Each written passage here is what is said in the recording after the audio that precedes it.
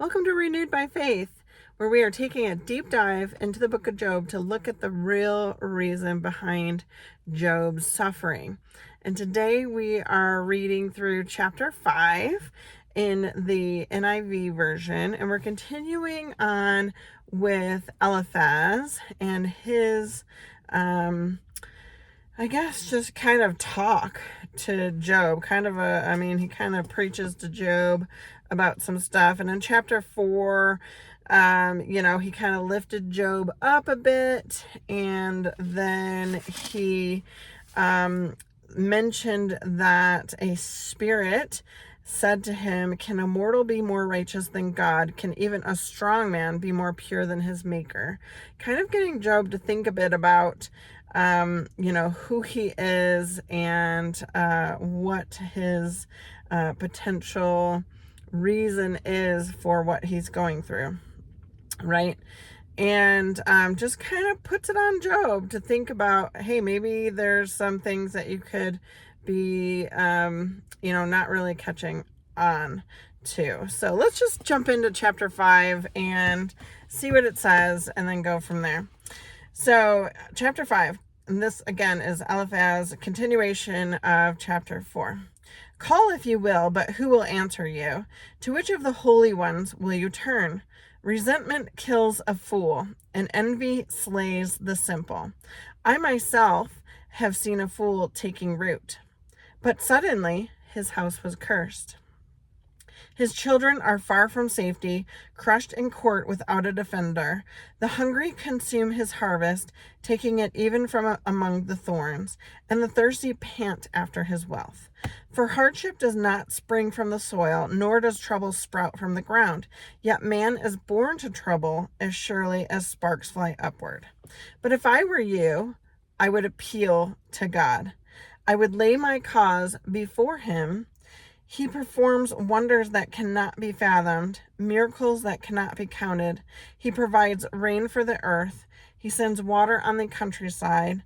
The lowly he sets on high, and those who mourn are lifted to safety. He thwarts the plans of the crafty, so that their hands achieve no success. He catches the wise in their craftiness, and the schemes of the wily are swept away. Darkness comes upon them in the daytime. At noon they grope as in the night. He saves the needy from the sword in their mouth.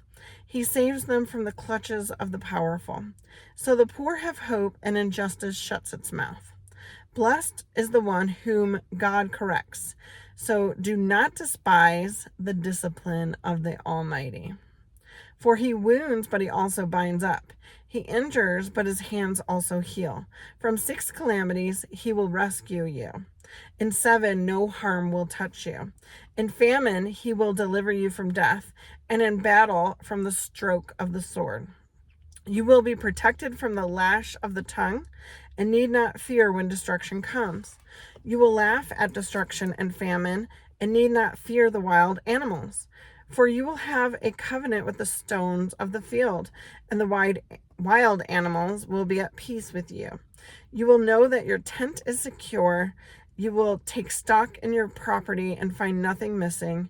You will know that your children will be many, and your descendants like the grass of the earth. You will come to the grave in full vigor, like sheaves gathered in season. We have examined this, and it's true, so hear it and apply it to yourself." So what is Eliphaz saying here?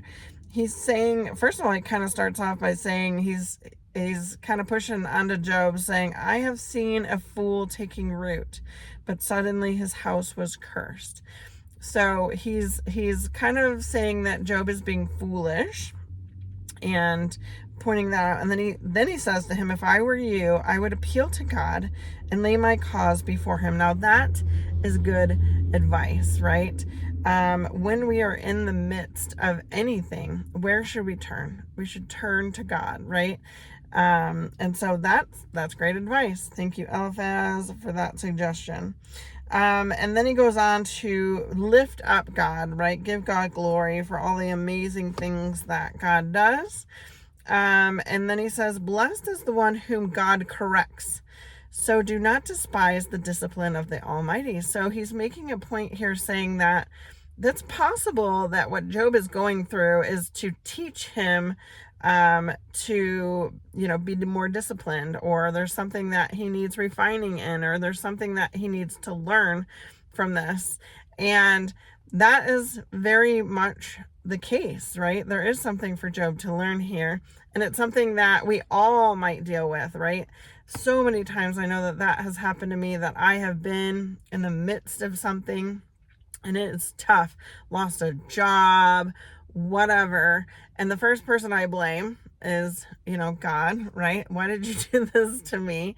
And don't look inward, right? How often do we do that? You don't look inward at what can I learn from this experience? What could I take away from this? What could possibly be the cause of this in my own life? How could I have caused this, so that I need to learn a lesson and grow and be refined? So I think that he has a very good point there. It's something that we all can take away from this, that no matter what happens in our life, there's sometimes bad things happen, so we can learn, or maybe it sets us in another path that takes us away from a path that was not necessarily going in God's planned direction for us.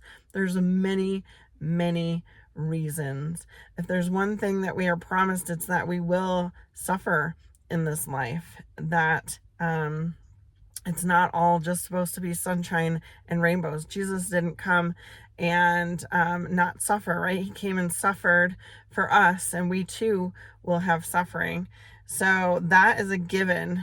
And so stay tuned as we continue on chapter 6. Job is going to reply to Eliphaz. So we'll see where Job's head is at after listening to what Eliphaz has to say. And then we'll continue the back and forth between Job and his friends for quite some time. So thank you for joining me today. I pray blessings over you. I thank you for giving me the opportunity to share this word with you. And I pray you have an amazing day. Take care. God bless.